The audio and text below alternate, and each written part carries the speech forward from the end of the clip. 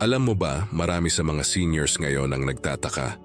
Bakit kaya kahit sapat ang tulog ko, parang pagod pa rin ako paggising? Kung minsan, may kirot sa katawan, mabigat ang pakiramdam, o parang walang gana kumilos. Pero alam mo bang may mga simpleng gawain sa umaga na pwedeng magpabago ng lahat ng yan? Kasi totoo ito, ang paraan ng paggising mo ay pwedeng magtakda ng buong takbo ng araw mo. Kung masigla ka sa umaga, mas magaan ang pakiramdam mo hanggang gabi. Kaya sa video na ito, pag-uusapan natin ang 5 simpleng gawain tuwing umaga para maging energetic kahit matanda na. Mga gawain na hindi mo kailangang gumastos, hindi mo kailangang lumabas ng bahay, pero kayang magbigay ng lakas, sigla, at magandang mood buong araw. Kaya kung gusto mong manatiling malakas kahit sa edad mo ngayon, manatili ka rito hanggang dulo. Kasi baka yung pangalawa sa listahan, yun pala ang kulang mo araw-araw. Pero bago tayo magsimula, isipin mo muna ito. Noong bata ka pa, madali lang gumising, tama? Isang sigaw lang ng nanay mo, bangon agad. Pero habang tumatanda tayo, mas nagiging mabagal ang galaw ng katawan. Bumabagal din ang metabolismo at minsan pati motivation nawawala. Pero tandaan mo, hindi ito senyalis ng katandaan, kundi senyalis lang na kailangan mo nang ayusin ang umaga mo. Kaya eto na, unti-unti nating babaguhin ang simula ng araw mo. Una, magpasalamat pagdilat pa lang ng mata. Simple lang ito pero napakalaki ng epekto. Pagmulat ng mata mo, huwag agad hanapin ang cellphone o problema. Sa halip, huminga ka muna ng malalim, tapos sabihin mo sa sarili mo, "Salamat, buhay pa ako. May pagkakataon pa ulit ako ngayon." Maraming seniors ang nagsisimula ng araw na may inaalala agad. Iniisip ang sakit, ang bayarin o ang malalayong anak. Pero kapag gratitude ang unang laman ng isip mo, pinapakalma nito ang puso at pinapaganda ang daloy ng dugo. Ayon sa mga pag-aaral, ang positibong pag-iisip tuwing umaga ay nakakapagpababa ng stress hormones tulad ng cortisol at pinapabuti ang immune system. Kaya bago ka bumangon, ngumiti muna kahit mag-isa ka lang. Sabihin mo, "Salamat sa bagong araw." Mapapansin mo, iba agad ang timpla ng katawan mo. Subukan mong gawin ito bukas at pansinin kung gaano kagaan sa pakiramdam. Parang may invisible energy na dumadaloy sa loob mo. At kahit mabagal ka gumalaw, ramdam mong may sigla kang gisingin ang katawan mo. Pangalawa, uminom agad ng maligamgam na tubig pagbangon. Alam mo bang 70% ng katawan natin ay tubig? Pero habang natutulog tayo ng 6 hanggang 8 oras, nawawalan tayo ng maraming fluid dahil sa pawis at paghinga. Kaya pagising mo, tuyo na agad ang loob ng katawan mo. Kaya minsan parang lutang, hilo o matamlay. Ang pag-inom ng isang baso ng maligamgam na tubig pagkagising ay para mong binubuhusan ng bagong buhay ang katawan mo. Pinapagana nito ang bituka, tinutulungan ang atay, at nililinis ang toxins na naiipon magdamag. Marami ring seniors ang may constipation o hirap dumumi. Ang simpleng pag-inom ng tubig sa umaga ay pwedeng makatulong para dito. Lalo na kung may kalamansi o kaunting honey, natural na pampalakas pa sa katawan. Subukan mo ito. Pagmulat mo pa lang ng mata, maghanda ng isang basong maligamgam na tubig sa tabi ng kama. Huwag mo muna isipin ang kape. Uminom muna ng tubig, huminga ng malalim, at hayaan mong magising ang katawan mo ng dahan-dahan. Iba ang pakiramdam kapag hydrated ka, mas alerto, mas magaan, at mas malinaw ang isip. Pangatlo, gumalaw kahit kaunti bago kumain. Hindi mo kailangan ng matinding ehersisyo, lalo na kung may iniindang sakit sa tuhod o likod. Pero kailangan mong igalaw ang katawan mo kahit kaunti. Bago ka man lang mag-almusal, subukan mong mag-stretching ng 5 minuto lang. Pwede kang tumayo malapit sa bintana, huminga ng malalim, iikot ang leeg pakaliwat pakanan, igalaw ang balikat, at iangat ibaba ang kamay. Kung kaya mo, maglakad-lakad sa bahay o sa labas kung ligtas at maayos ang panahon. Bakit ito mahalaga? Kapag gumalaw ka sa umaga, pinapagana mo ang dugo. Pinapadala ng katawan ang oxygen sa mga kalamnan at utak. At dahil diyan, nagigising ang buong sistema mo. Parang makina na uminit at handa ng tumakbo. Ayon sa mga doktor, kahit 10 hanggang 15 minutong stretching o lakad, ay pwedeng magpataas ng energy level ng seniors ng higit 30%. Kaya kahit simpleng paglalakad sa sala habang inaayos ang unan o pagsampa ng ilang hakbang sa hagdan, malaking tulong na. Ang sikreto ay consistency. Araw-araw mo lang gawin at mararamdaman mong mas mabilis kang makagalaw. Marami sa mga matatanda ang nasanay na umupo agad pagkagising. Magtitimpla ng kape, manonood ng TV, tapos tatama rin na. Pero kung sisimulan mo ang araw mo sa galaw kahit kaunti, masasanay ang katawan mong maging masigla. Parang baterya yan. Kung hindi mo i-charge, lalong nanghihina. Pero kung i-charge mo ng tama sa umaga, sapat na ang lakas mo buong araw. At kung sasamahan mo pa ng tamang paghinga, mas maganda. Subukan mong huminga ng malalim sa ilong, pigilin ng 3 segundo, tapos dahan-dahang ilabas sa bibig. Ulitin mo ng 3 beses. Ito ay nakakatulong sa pagbaba ng blood pressure at pag-relax ng katawan.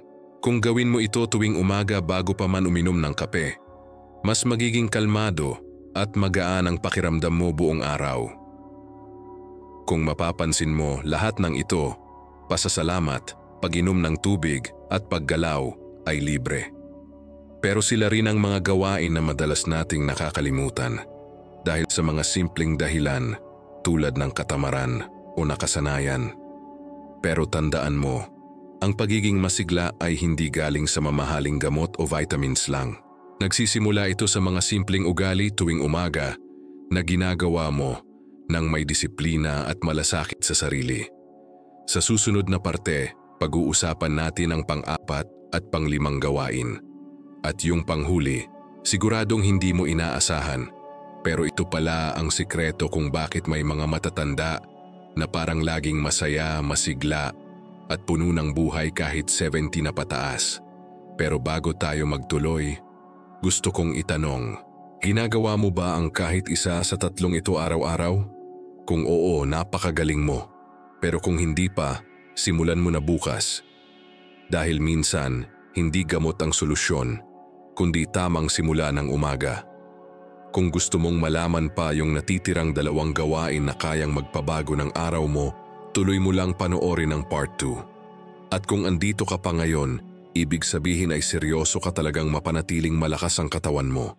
Kaya bago mo pindutin ang susunod na video, comment energetic ako para alam kong andito ka pa at handa nang maging masigla araw-araw. Maraming matatanda ang nagkakapilang sa umaga. Minsan may tinapay, minsan wala pa. Pero tandaan mo, ang almusal ang unang gasolina ng katawan mo. Kung mahina o mali ang pagkain mo sa umaga, mahina rin ang takbo ng katawan mo buong araw. Isipin mo ang katawan mo parang kotse. Kapag walang tamang gasolina, hindi tatakbo ng maayos, di ba? Ganon din sa katawan natin. Kapag puro kape lang, tataas sandali ang energy pero babagsak din agad. Kaya madalas sa tanghali, inaantok ka na o parang nanginginig dahil sa gutom. Ang tamang almusal para sa seniors ay yung may protina, may fiber, at may kaunting healthy fats. Halimbawa, isang itlog kahit nilaga lang, oatmeal na may saging o kamote, malunggay o mongo soup kung gusto mong mas lokal at mura. At huwag kalimutan ng tubig o salabat bago kape. Hindi kailangan magarbo. Ang mahalaga, may sustansya. Dahil habang tumatanda tayo, humihina ang metabolism at bumabagal ang paggana ng tiyan. Kaya kung puro tinapay at kape lang, kulang sa lakas. Pero kung may protina, matagal kang mabubusog at hindi agad tatamlay. Ayon sa mga doktor, ang mga seniors na kumakain ng tamang almusal ay mas mababa ang risk ng fatigue, sakit sa puso at depresyon. Bakit? Kasi ang tamang nutrisyon ay direktang konektado sa mood at energy. Kapag kulang ka sa nutrients, pati isip mo, bumabagal din. Pero kapag busog sa sustansya ang katawan mo, mas magaan ang pakiramdam at mas masaya ka. Kaya bago mo ulitin bukas ang lumang routine ng kape lang ako, Tanungin mo ang sarili mo, gusto ko bang maging masigla buong araw? Kung oo, maghanda ka ng simpleng almusal na masustansya. Subukan mo kahit 1 linggo lang at tingnan mo kung gaano kaiba ang lakas mo kumpara sa dati. At kung sinasabayan mo pa ito ng maayos na tulog at tubig, mararamdaman mong parang bumata ang katawan mo.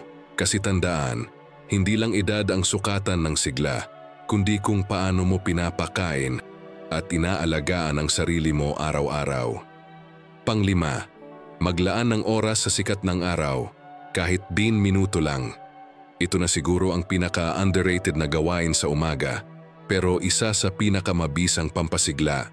Ang sikat ng araw, lalo na sa pagitan ng alas 6 hanggang alas 9 ng umaga, ay may natural na vitamin D na tumutulong sa ating buto, kalamnan at immune system. Ayon sa mga eksperto, karamihan sa matatanda ngayon ay kulang sa vitamin D, lalo na yung bihira ng lumabas ng bahay. Kaya madalas mabilis mapagod, masakit ang kasukasuan o madalas sumakit ang ulo. Pero kung lalabas ka lang ng 10 hanggang 50 minuto araw-araw, sapat na iyon para mapabuti ang mood mo at mapalakas ang katawan. At hindi mo kailangang maglakad agad. Pwede kang umupo lang sa harap ng bahay, sa may bintana o sa garden kung meron ka. Huminga ng sariwang hangin, pakinggan ang tunog ng paligid, at hayaang dumikit ang sinag ng araw sa balat mo. Ayon sa Harvard Health, ang mga taong laging nakakakuha ng sikat ng araw sa umaga ay mas maganda ang tulog sa gabi, mas magaan ang pakiramdam, at mas masigla ang katawan. Kasi ang liwanag ng araw ay nagpapababa ng melatonin, pampatulog, at nagpapataas ng serotonin, pampasigla at pampaganda ng mood. Kaya kung gusto mong magkaroon ng magaan na umaga, gawin mong habit na lumabas kahit sandali. Hindi mo kailangan magbilad ng matagal. Basta consistent. 10 minuto lang araw-araw, sapat na para mapabuti ang kalusugan ng puso, buto, at isip mo. At kung gusto mong sabayan pa, pwede kang magdasal o magmuni-muni habang nakatingin sa langit.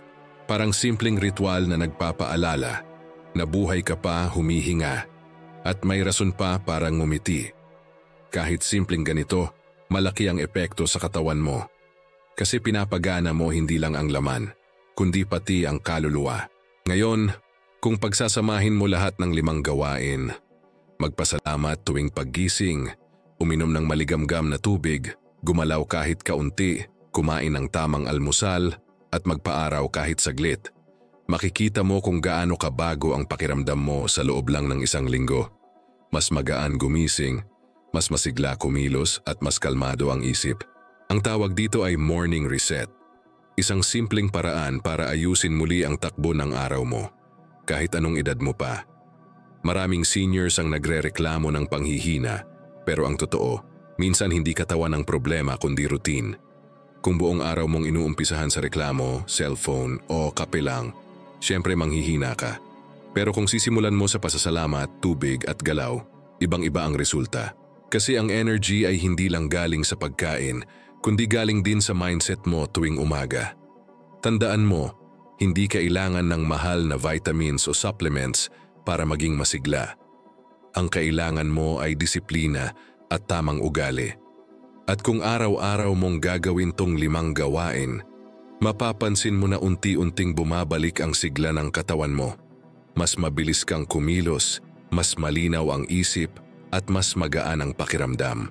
Alam mo ba kung ano pa ang pinakamagandang epekto ng mga simpleng gawain na ito? Kapag mas maganda ang simula ng araw mo, mas maganda rin ang pakikitungo mo sa ibang tao. Mas kalmado ka, mas mahaba ang pasensya mo, at mas madali kang ngumiti. Kaya hindi lang katawan mo ang nagiging malusog, pati relasyon mo sa pamilya mo mas gumaganda rin. Kaya kung gusto mong maranasan ang panibagong enerhiya sa edad mo ngayon, subukan mong gawin ang mga ito bukas. Hindi mo kailangang perpekto agad. Ang mahalaga, magsimula ka. Kasi sabi nga nila, hindi kailangang malaki ang simula, basta tuloy-tuloy. At dahil umabot ka rito, gusto kong malaman, sa 5 gawain na ito, alin ang gusto mong subukan muna bukas ng umaga? I-comment mo sa ibaba, baka pareho tayo. Dahil sa susunod na parte ng video, pag-uusapan natin kung paano mo mapapanatili ang disiplina at consistency kahit may araw na tinatamad ka o masakit ang katawan mo. Doon ko rin ibabahagi ang mga sikreto ng matatandang laging may ngiti at sigla kahit lampas edad 70 na at kung paano nila napapanatiling masaya ang bawat umaga nila kahit simple lang ang buhay. Kaya huwag mong palalampasin ang part 3 dahil doon natin pag-uusapan kung paano gawing habit at lifestyle ang lahat ng ito. Kung gusto mong maging mas masigla at masaya araw-araw, tuloy lang sa panonood. At kung andito ka pa, ibig sabihin committed ka talagang baguhin ang umaga mo. Kaya bago tayo magtapos, comment araw-araw masigla para alam kong andito ka pa't sinisimulan mo na ang pagbabago. Alam mo ba, kadalasan hindi naman katawan ang unang sumusuko kundi isip. Marami sa ating matatanda ang nagsasabi, ang hirap magsimula ulit o wala na akong gana. Pero ang totoo, hindi nawawala ang sigla hanggat hindi mo ito binibitawan. Ang kailangan mo lang ay paalalahanan ang sarili araw-araw na kaya mo pa. Sa parting ito, pag-uusapan natin kung paano mo mapapanatili ang mga simpleng gawain tuwing umaga at gawing parte ng buhay mo. Hindi lang pansamantalang inspirasyon. Kapag nagising ka kinaumagahan at tinamad kang bumangon, huwag mong piliting maging Superman. Umupo ka muna, huminga ng malalim at sabihing, isang hakbang lang muna ngayon. Kasi minsan, hindi mo kailangan tapusin agad ang lahat. Kailangan mo lang magsimula. May mga araw talaga na masakit ang likod, mabigat ang tuhod at parang ayaw gumalaw ng katawan. Pero ang mahalaga, hindi mo hayaan na iyon ang magdikta ng buong araw mo. Kapag ginawa mong dahilan ng sakit, dadami ang araw na masasayang. Pero kapag ginawa mong hamon, dahan-dahan kang lalakas muli. Isipin mo si Mang Tonyo, 68 anyos, dating driver ng jeep. Noong una siyang nagretiro, halos buong araw daw siya nakaupo sa tapat ng bahay, nagkakape at nanonood ng TV. Hanggang sa napansin niyang madalas sumakit ang katawan at mabilis siyang hingalin kahit simpleng lakad lang. Kaya sinubukan niyang baguhin ang umaga niya. Una, isang basong tubig lang pagkagising. Tapos isang linggo pa, sinamahan ng 5 minutong stretching. Hanggang sa naging ugali na niya ang maglakad ng 10 minuto tuwing umaga. 6 na buwan lang ang lumipas, lumiit ang tiyan, gumanda ang tulog, at mas mabilis na siyang kumilos. Sabi niya, hindi pala kailangang sabay-sabay baguhin, basta tuloy-tuloy lang. Ganoon talaga, consistency ang sikreto. Kung gusto mong manatiling masigla, gawin mo ang mga gawain kahit ayaw mo. Kasi sa totoo lang, hindi motivation ang bumubuo ng habit. Ang habit ang bumubuo ng motivation. Kapag sanay ka ng gumising at kumilos, hahanapin ng katawan mo ang galaw. Parang musika, kapag araw-araw mo itong naririnig, kusa kang sasabay sa ritmo. Subukan mong gumawa ng simpleng sistema. Halimbawa, pagmulat ng mata, magpasalamat ka muna. Pagkatapos, inumin mo agad ang nakahandang baso ng tubig sa tabi ng kama. Sunod, igalaw ang katawan kahit 5 minuto lang. Gawing automatic parang pagsipilyo ng ngipin. Dahil kapag nakasanayan, hindi mo na kailangang isipin, kusa mo nang ginagawa. Isa pa, humanap ka ng morning cue. Pwede yung tunog ng manok o yung sinag ng araw na pumapasok sa bintana o kahit tunog ng radyo. Kapag narinig mo yon, senyalis na dapat ka nang bumangon. Kapag paulit-ulit mo itong ginagawa, maiuugnay ng isip mo ang tunog na yon sa pagkilos. At dahan-dahan kahit walang naguutos, babangon ka na agad. Pero alam kong may mga araw din na tinatamad kang mag-isa. Kaya kung may kasama ka sa bahay, yayain mo siyang sabayan ka. Sabihin mo, sabay tayong magpaaraw kahit 10 minuto lang. Kapag may kakwentuhan ka, mas gumagaan. Kung wala naman, pwede kang makinig ng musikang nakaka-relax o panalangin habang gumagalaw. Ang mahalaga, may kasama kang positibong tunog o pakiramdam sa bawat umaga. May isang lola akong kilala, si Aling Nena, 74 anyos. Araw-araw, kahit walang kasabay, bumabangon siya ng 6:00, lalabas siya sa harap ng bahay, hawak ang maliit na tabo at dinidiligan ang mga tanim niyang kamatis at okra. Sabi niya, ito ang dahilan kung bakit ako masigla. Kasi bawat umaga may inaalagaan ako. Nakakatuwa, kasi hindi lang pala halaman ang lumalago, pati siya. Mas mabilis gumalaw, mas bihira magkasakit, at mas masaya. Ang sikreto niya, routine na may kahulugan. Kaya kung gusto mong magtagal ang sigla mo, hanapin mo ang dahilan mo. Hindi lang basta para gumaling o gumanda ang katawan, kundi para may saysay ang bawat araw. Baka gusto mong makita pa ang graduation ng apo mo, o gusto mong makapasyal pa sa probinsya, o gusto mo lang maramdaman na kaya mo pa ring gawin ang mga simpleng bagay. Yan ang magpapatuloy sa iyo kapag gusto mo nang sumuko. Ngayon, kapag may araw kang hindi nasunod ang routine, huwag kang panghinaan ng loob. Normal lang ang madapa. Ang mali ay yung hindi na tumayo. Sabihin mo sa sarili mo, bukas ulit, kaya ko pa. Ang bawat umaga ay bagong simula. Hindi mo kailangang bumawi ng malaki. Kailangan mo lang bumalik. Isang baso ng tubig ulit, isang paghinga ulit, isang ngiti ulit. Hanggang sa tuloy-tuloy na ulit ang daloy. At huwag mong kalilimutan ang isa sa pinakamahalagang parte ng disiplina, ang pagpapatawad sa sarili. Kapag nagkamali ka o nakaligtaan mo ang routine, patawarin mo agad ang sarili mo. Kasi kapag lagi mong pinipilit maging perpekto, mapapagod ka lang. Ang disiplina ay hindi tungkol sa pagiging perpekto, kundi sa pagpapatuloy kahit hindi. Kaya nga sabi ng matatanda noon, ang lakas ay hindi galing sa bigat ng binubuhat, kundi sa bigat ng pinipiling ituloy. Kapag napagod ka, huminga. Kapag sumakit ang katawan mo, magpahinga. Pero pagkatapos, bumalik ulit. Kasi habang may galaw, may pag-asa. At kung tutuusin, hindi lang katawan ang gumagaan sa ganitong routine, pati puso. Kapag consistent ka sa mga simpleng gawain sa umaga, nagiging mas kalmado ang isip mo. Hindi ka na mabilis mainit ulo, hindi ka na iritable, at mas madali kang ngumiti. Kasi kapag maayos ang simula ng araw mo, nagiging maganda rin ang kabuuan ng araw mo. Subukan mong isipin, gigising ka, magpapasalamat, iinuman ng tubig, gagalaw, kakain ng tama, magpapaaraw. Sa loob ng 30 minuto, nagawa mo ng pangalagaan ang sarili mo. Hindi mo kailangan ng mamahaling supplement o espesyal na kagamitan. Kailangan mo lang ng oras at disiplina. At yan ang kayang-kaya mo ibigay sa sarili mo. Kaya simula bukas kapag tumunog ang manok o sumikat ang araw, sabihin mo sa sarili mo, ito na ulit ang pagkakataon ko. Hindi para sa iba, kundi para sa iyo. Dahil habang pinipili mong kumilos, pinipili mong mabuhay. At kung naririnig mo ito ngayon, ibig sabihin hindi ka pa sumusuko. Kaya gusto kong hamunin ka. Bukas, simulan mo ulit. Kahit isa lang sa mga 5 gawain, basta gawin mo. At kapag nagawa mo, ipagmalaki mo sa sarili mo. Dahil ang tunay na sigla, hindi nabibili. Ito'y resulta ng araw-araw mong pagpili na bumangon. Kung nandito ka pa sa parting ito ng video, ibig sabihin, determinado ka talagang magbago. Kaya gusto kong marinig sa'yo. Comment tuloy ako araw-araw.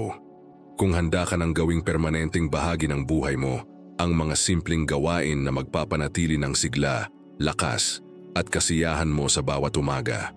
Alam mo sa bawat edad ng tao may yugto kung saan bigla mong mapapansin. Ang bilis ng panahon, parang kahapon lang, malakas pa ang mga tuhod mo, maaga kang bumabangon para pumasok sa trabaho, nag-aasikaso sa mga anak, at halos hindi ka nauupo sa dami ng gawain. Pero ngayon, mas tahimik na ang mga umaga. Minsan, ikaw na lang mag-isa sa bahay. Ang mga tunog ng mga plato at huni ng manok, yun na ang background music ng araw mo. At doon mo mapapaisip, ganito na lang ba araw-araw? Pero tandaan mo, ang bawat umaga ay panibagong pahina ng kwento mo. At kung paano mo ito sisimulan, ikaw ang may hawak. Kaya kahit mahina na ang katawan, kahit mabagal na ang galaw, kaya mo pa ring piliing gawing maganda ang bawat araw. May kilala akong lalaki sa aming baryo, si Mang Romy. 75 taong gulang. Dati siyang karpintero. Noong tumigil na siya sa trabaho, halos buong araw daw siyang nakahiga, nanonood ng TV at madalas masungit. Hanggang isang umaga, tinawag siya ng asawa niya, si Aling Ellie. "Romy, tulungan mo naman akong magdilig." Tamad pa raw siya noon pero pinilit siyang bumangon. Nang hawakan daw niya yung hose at makita niyang natutuyo na pala ang mga halaman, may kung anong gumising sa loob niya. Simula noon, araw-araw na siyang nagdidilig. Hanggang sa naglagay na sila ng maliliit na paso, nagtanim ng kamatis at sili.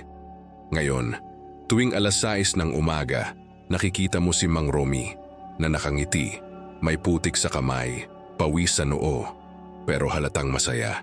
Sabi niya, "Hindi ko alam na pwedeng ganito ulit kasaya ang umaga." Isang simpleng gawain lang, pero binuhay ulit ang sigla niya. Ganyan din si Lola Conching, 81 na araw-araw naglalakad papunta sa tindahan sa kanto. Mabagal pero steady, may bitbit siyang maliit na bayong. Sabi niya, "Nilalakad ko yan araw-araw hindi dahil kailangan ko bumili, kundi dahil gusto kong maramdaman na kaya ko pa." Kaya kapag nakikita mo siyang naglalakad, parang sinasabi ng bawat hakbang niya, "Buhay pa ako, lumalaban pa ako." Ang mga taong gaya ni Mang Romy at Lola Conching ay patunay na ang sigla ay desisyon, hindi kondisyon.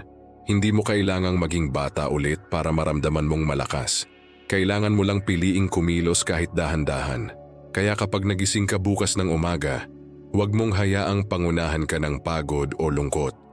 Tumayo ka kahit mabagal, buksan mo ang bintana, hayaan mong pumasok ang liwanag ng araw. Huminga ng malalim, tapos pakinggan mo ang mga tunog sa paligid, ang huni ng ibon, ang tilaok ng manok, ang kalansing ng kutsara sa kusina.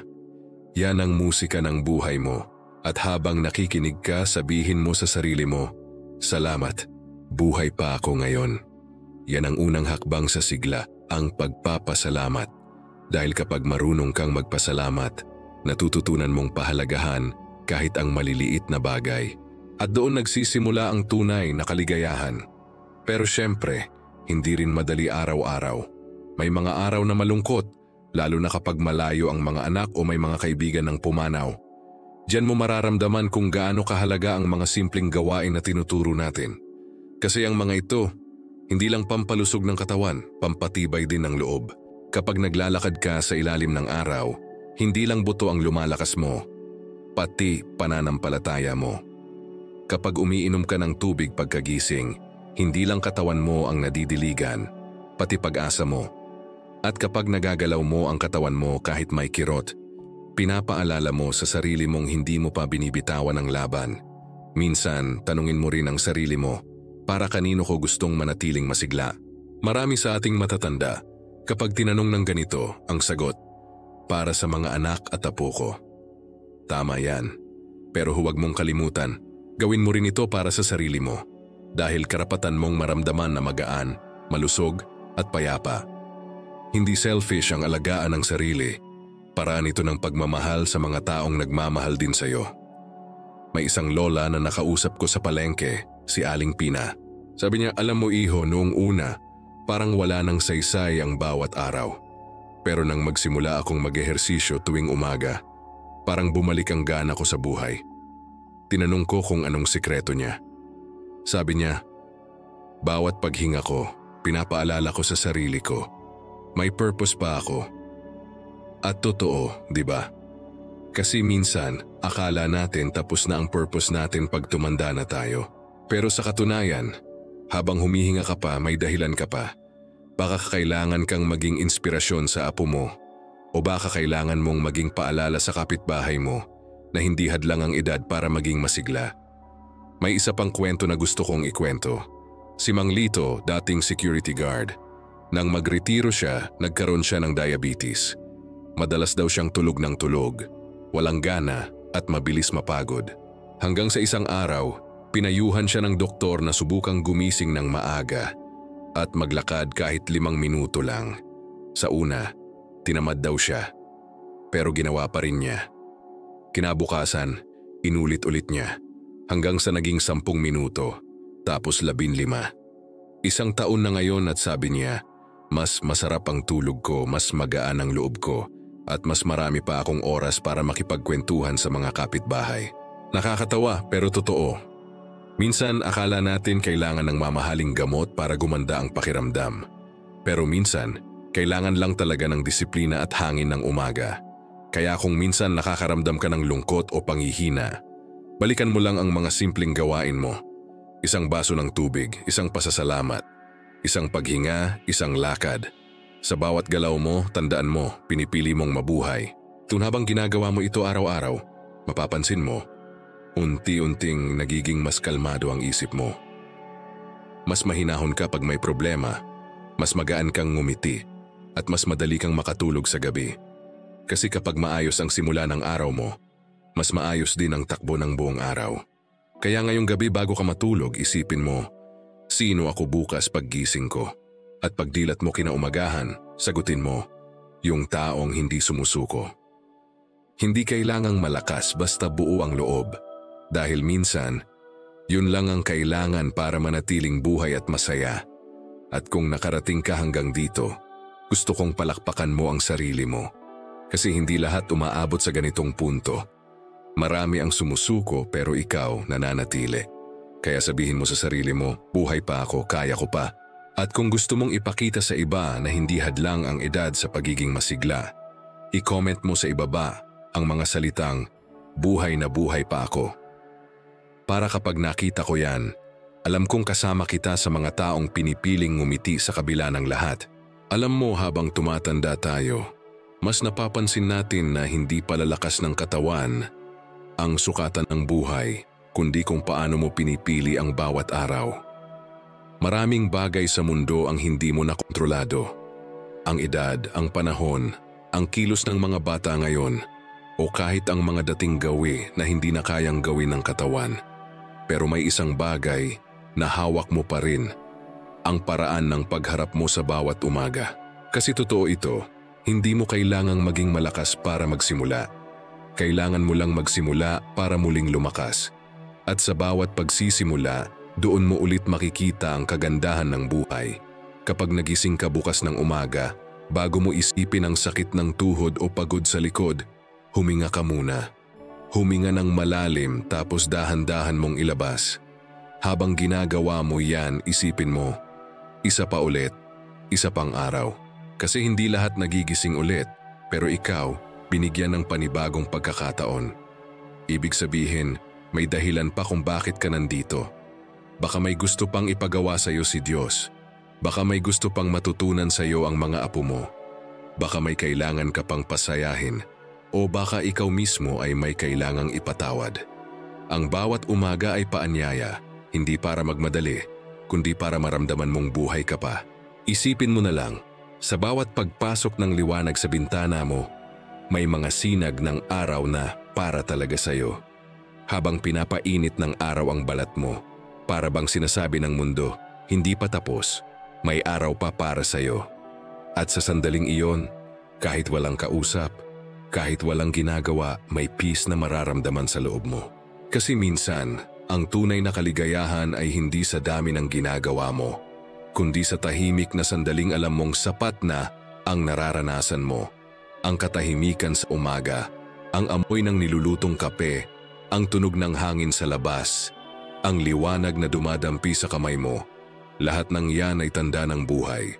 At habang may buhay, may pag-asa. Alalahanin mo, hindi lahat ng matatanda ay may lakas pang tumayo. Pero ikaw, kaya mo pa. Hindi lahat ay nakakakita pa ng araw, pero ikaw, nakikita mo pa. Hindi lahat ay nakakaramdam pa ng pag-ibig, pero ikaw, marahil ay may pamilya o kaibigan pa ring nagmamalasakit sa'yo. Kaya huwag mong sayangin ang bawat umaga. Kung minsan, hindi natin napapansin kung gaano kalaki ang epekto ng mga maliliit na gawain. Yung pag-inom mo ng tubig tuwing umaga, tinutulungan mong gumanda ang sirkulasyon mo. Yung simpleng paglalakad sa harap ng bahay, pinapatibay mo ang puso mo. Yung pagngiti mo sa kapitbahay, pinapalambot mo ang puso mo. At yung pagpasalamat mo sa Diyos, pinapalakas mo ang kaluluwa mo. Lahat ng yan, maliliit na hakbang, pero kapag pinagsama-sama, Binubuo nila ang mas masigla, mas mapayapa at mas masayang ikaw. May isa akong lolo na nakausap noon sa simbahan, si Lolo Ben. Sabi niya, alam mo iho, dati araw-araw kong hinihintay kung kailan na lang ako kukunin ni Lord. Pero isang araw naisip ko, bakit ko hihintayin? Pwede ko naman siyang hintayin ng may ginagawa. Ngayon, araw-araw siya na ang taga-ayos ng mga upuan sa simbahan. Hindi bayad, hindi utos, kusa lang. Sabi niya, basta gumagalaw ako, pakiramdam ko may silbi pa ako. Ang ganda no? Kasi totoo, hindi mo kailangan ng malaking posisyon para maging makabuluhan. Minsan, sapat na ang simpleng presensya mo para maging liwanag sa iba. Sapat na ang ngiti mo para gumaan ang araw ng iba. At alam mo, yung ganong uri ng sigla, yung hindi lang galing sa katawan kundi galing sa loob, yan ang tunay na kabataan ng kaluluwa. Kaya kung pakiramdam mo minsan, wala ka ng halaga, tandaan mo ito. Bawat araw na pinipili mong bumangon, may natutunan sa iyo ang mundo. Baka hindi mo lang alam pero may taong humahanga sa disiplina mo. May batang nakakakita sa iyo at iniisip, gusto kong tumanda na kasing sigla ni Lolo. May kapitbahay na napapangiti dahil sa simpleng bati mo. At may pamilya na humihinga ng mas magaan dahil alam nilang okay ka pa. Hindi mo kailangang magpakasikat o maging espesyal sa mata ng lahat. Ang kailangan mo lang ay ipagpatuloy yung mga simpleng gawain na nagpapasigla sa iyo kasi yun ang tunay na inspirasyon. Kaya sa huling pagkakataon, balikan natin yung 5 simpleng gawain na kayang baguhin ang umaga mo. Pagmulat ng mata, magpasalamat.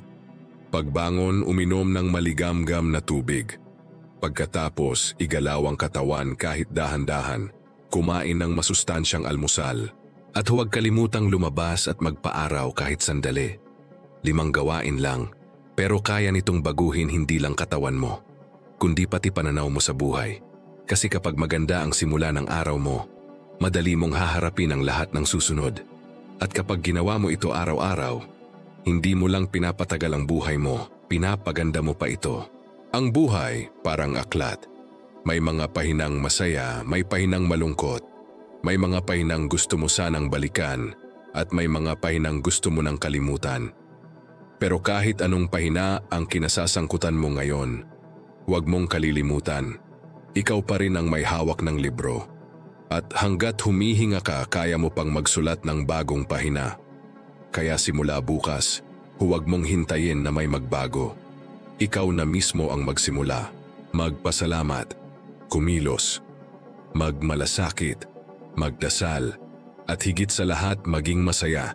Kasi kahit ilang taon na ang lumipas, tandaan mo, pwede ka pa ring maging masigla, ma-inlove muli sa buhay, at magmahal pa rin ng buong puso. At kung nandito ka pa hanggang sa bahaging ito, ibig sabihin hindi ka lang nanood. Naramdaman mo talaga. Kaya gusto kong palakpakan mo ang sarili mo ngayon. Hindi dahil tapos na ang video, kundi dahil hindi mo pa rin tinatapos ang laban mo sa buhay. Kasi habang may hininga ka pa, may pag-asa ka pa. At habang pinipili mong alagaan ang sarili mo, pinapakita mong may halaga ka pa. At totoo, may halaga ka pa rin. Kaya bago mo isara ang video na ito, gusto kong iwan sa iyo ang mga salitang ito. Sa bawat umagang dumarating, may bagong pag-asang dala. At sa bawat pagbangon mo, may bagong siglang ipinapakita. Huwag kang titigil kasi ang mundo ay mas maganda kapag nariyan ka pa. Kung gusto mo pang matutunan ang mga natural na paraan para manatiling malakas, malinaw ang isip at masaya sa bawat araw, siguraduhin mong i-follow at panoorin pa ang mga susunod na video. At kung nandito ka pa ngayon, comment, salamat sa araw. Para alam kong kabilang ka sa mga taong pinipili pa ring magpasalamat kahit sa simpleng bagay. Dahil yan ang tunay na lakas ng isang matanda.